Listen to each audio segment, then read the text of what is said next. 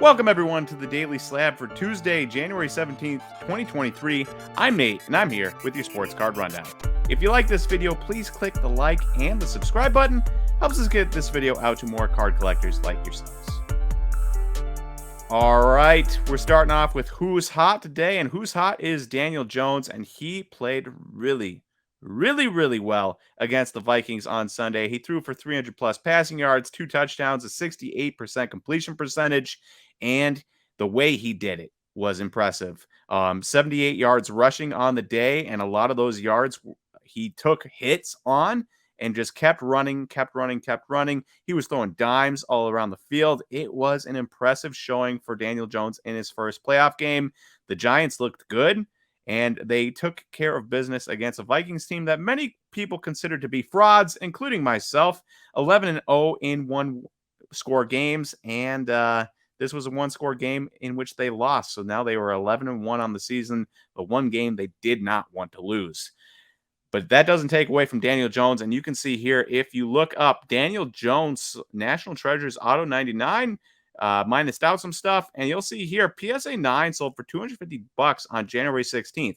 This same card, not a PSA 9, but this same card, $65 on auction December 2nd. You can see the movement there. PSA 9 is not going to get you an extra $190. And then if you take away all this and just look up Daniel Jones, so many results just on the 16th. You can swipe through here. We're not going to really pick anything out. Limited Daniel Jones RPA at a 149, though, 141. So I guess I will pick out some.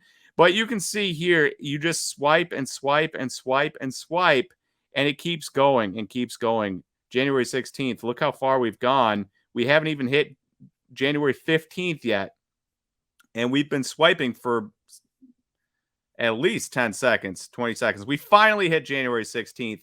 There have been so many sales of Daniel Jones, and I got to say, I'm a believer too. He was very impressive on Sunday. I thought he looked excellent. I know the Vikings defense isn't spectacular, but in a playoff game like that, it was impressive. It was impressive from Daniel Jones. Saquon Barkley was also impressive, and the Giants are moving on to take on division rival Eagles next weekend. Keeping on with that same theme, we've got Who's Not of the week, and this isn't necessarily player specific as it is more card. Obviously, Aaron Rodgers' season was disappointed, but he played with a broken thumb. We don't know if he's going to be back or not. We talked about this before, but here is something interesting. We've got Aaron Rodgers exquisite out of 199 RPA BGS 95, or exquisite out of 199 BGS 95 looked up here. Dual patch auto from 2005. You can see it here on the screen. Now, this sold for $8,700 the other night on the PWCC weekly auction, just 2 nights ago. It sold on Golden Auctions back in November for $8,400. So that was a $300 raise. Yeah. So in that sense, good for them. But what's interesting here is that the PWCC premiere back in March had this exact same card that sold on the PWCC weekly on January 15th. It's the exact same card. Same number, everything. The person that bought this back on the PWCC premiere on March 19th bought it for $31,000. And because of Aaron Rodgers' season, and also because of the economy and the way cards have gone, it is down to $8,700. That is a tough scene, and that is why it's our Who's Not of the week. I know a lot of cards have done this, but if you're selling Aaron Rodgers, you probably don't want to sell the first week of playoffs right after he missed the playoffs. You probably wanted to hold on to that. I don't know what the financial situation is here, or if there was another card he really wanted or she really wanted. You know, it could be that. Who knows? But for me personally, I don't think I would have been selling Aaron Rodgers then. It would have had to make really good sense from what else I was acquiring here, because that is a massive drop, and that's the type of card that I'd probably just hold on to and let people's imaginations run wild in his retirement and remember him fondly, and then the price starts to slowly trickle back up again.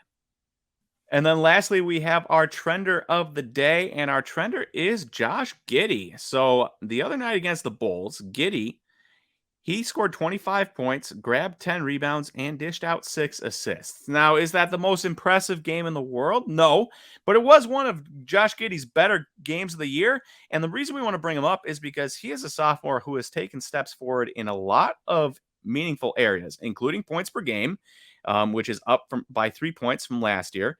His field goal percentage, his free throw percentage, his 3-point percentage are all up significantly from last year.